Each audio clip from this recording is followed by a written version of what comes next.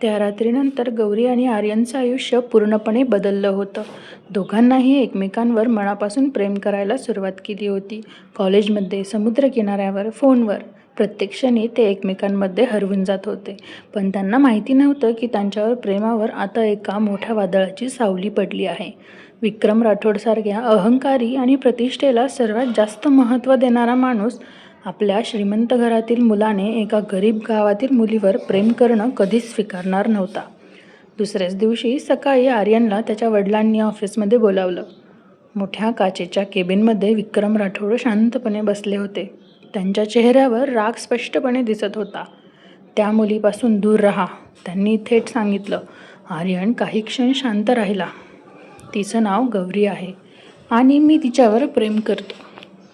हे ऐकताच विक्रम राठोड टेबलवर जोरात हात आपटत उठले. प्रेम? ते रागाने ओरडले. तुला कल्पना आहे तू कोण आहेस? राठोड कंपनीचा वारस आणि ती एका छोट्या गावातील गरीब मुलगी. आर्यनच्या डोळ्यात राग उतरला. तिची किंमत पैशांनी ठरत नाही बाबा. माझ्यासमोर आवाज चढवू नकोस. विक्रम संतापले. ती मुलगी तुझ्या पैशांसाठी तुझ्या जवळ आहे. आर्यनने ताबडतोब उत्तर दिलं. गौरी तशी मुलगी नाही. पण विक्रम राठोड ऐकण्याच्या मनस्थितीतच नव्हते. त्यांच्या डोक्यात प्रतिष्ठा आणि समाज काय म्हणेल हा विचार होता. त्यांनी त्याच क्षणी ठरवलं, गौरीला कोणत्याही परिस्थितीत आर्यनपासून दूर करायचं. त्या संध्याकाळी गौरी कॉलेजमधून बाहेर पडली तेव्हा एका काळ्या गाडी तिच्यासमोर येऊन थांबली. ड्रायव्हरने खाली उतरून शांतपणे सांगितलं, मॅडम, साहेबांनी तुम्हाला बोलावलं आहे. काही वेळात गौरीला थोडी भीती वाटली, पण ती गाडीत बसली. काही वेळात गाडी एका मोठ्या आलिशान बंगल्यासमोर थांबली. इतका मोठा बंगला तिने आयुष्यात पहिल्यांदाच पाहिला होता. आत गेल्यावर मोठ्या हॉलमध्ये विक्रम राठोड उभे होते. त्यांच्या चेहऱ्यावर कठोरपणा होता. बस, त्यांनी थंड आवाजात सांगितलं. गौरी शांतपणे बसली. काही क्षण शांतता होती. मग विक्रम राठोड तिच्यासमोर एक चेक ठेवत म्हणाले, हे घे आणि माझ्या मुलाच्या आयुष्यातून निघून जा. गौरी काही क्षण त्या चेककडे पाहत राहिली. तिच्या डोळ्यात अपमानाचं दुःख उतरलं. तुम्हाला वाटतं मी पैशांसाठी आर्यनसोबत आहे? ती हळू आवाजात म्हणाली. मग आणखी कशासाठी? विक्रम उपहासाने हसले. तुझ्यासारख्या गरीब लोकांना श्रीमंतीच हवी असते. त्या शब्दांनी गौरीच्या डोळ्यात अश्रू आले. पण तिने स्वतःला सावरलं. गरीब आहोत साहेब, पण विकलेलो नाही, ती ठाम आवाजात म्हणाली. तिने तो चेक त्यांच्यासमोर फाडून टाकला. विक्रम राठोड काही क्षण तिच्याकडे पाहत राहिले. त्यांच्या आयुष्यात पहिल्यांदाच कोणीतरी पैशांचा अपमान केला होता. तू माझ्या मुलाच्या लायकीची नाहीस, त्यांनी रागाने म्हटलं. गौरीचे डोळे भरून आले. कदाचित, पण तुमच्या पैशांपेक्षा माझा स्वाभिमान मोठा आहे. ती तिथून निघून गेली. बाहेर पडल्यावर तिचे अश्रू थांबत नव्हते. तिला पहिल्यांदाच जाणवलं की तिचं आणि आर्यनचं जग खरंच खूप वेगळं आहे. त्या रात्री आर्यनला सगळं समजलं. तो संतापाने थेट वडिलांसमोर जाऊन उभा राहिला. तुम्ही गौरीचा अपमान केला? तो ओरडला. हो, कारण मला त्या मुलीला माझ्या घराची सून बनवायचं नाही. विक्रम उत्तरले. मग हे घरच नको आहे मला, आर्यन रागाने म्हणाला. घरात एकदम शांतता पसरली. आर्यनने पहिल्यांदाच आपल्या वडिलांविरोधात उभं राहण्याचा निर्णय घेतला. त्याने घर सोडलं. फक्त काही कपडे आणि गौरीच्या आठवणी घेऊन तो बाहेर पडला. त्या रात्री त्याने गौरीला भेटून सगळं सांगितलं.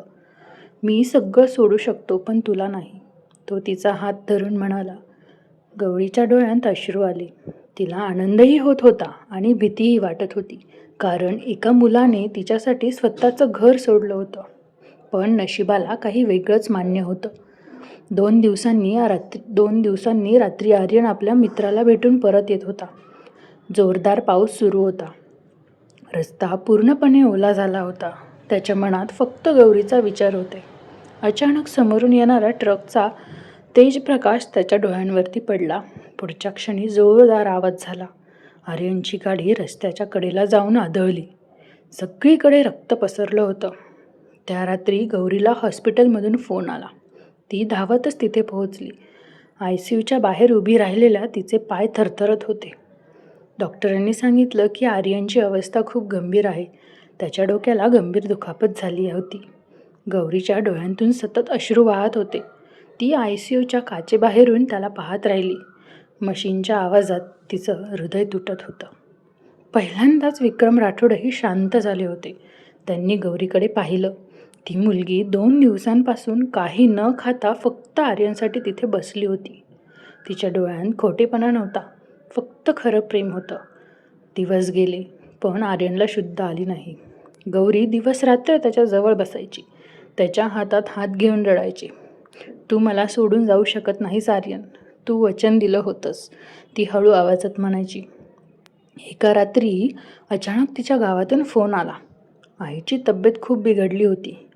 गावात लोक गौरीबद्दल वाईट बोलू लागले होते. शहरात जाऊन श्रीमंत मुलाला फसवलं अशी अफवा पसरल्या होत्या. त्या सगळ्याचा आईवर परिणाम झाला होता. गौरी आता पूर्णपणे तुटली. एका बाजूला ICUमध्ये मृत्यूशी झुंजणारा आर्यन आणि दुसऱ्या बाजूला तिची आई. शेवटी डोळ्यात अश्रू घेऊन तिने गावाला परत जाण्याचा निर्णय घेतला. हॉस्पिटलमधून निघताना ती शेवटचं एकदा आर्यनजवळ गेली. त्याच्या कपाळावर हलकंसं चुंबन घेत ती रडत म्हणाली, जर आपल्या प्रेमात खरंच ताकद असेल ना तर तू मला पुन्हा शोधशील. ती तिथून निघून गेली आणि दुसऱ्या सकाळी आर्यनला शुद्ध आली. त्याने डोळे उघडताच पहिला शब्द उच्चारला, गौरी. पण यावेळी मात्र त्याच्या आसपास फक्त शांतता होती, कारण गौरी खूप दूर निघून गेली होती.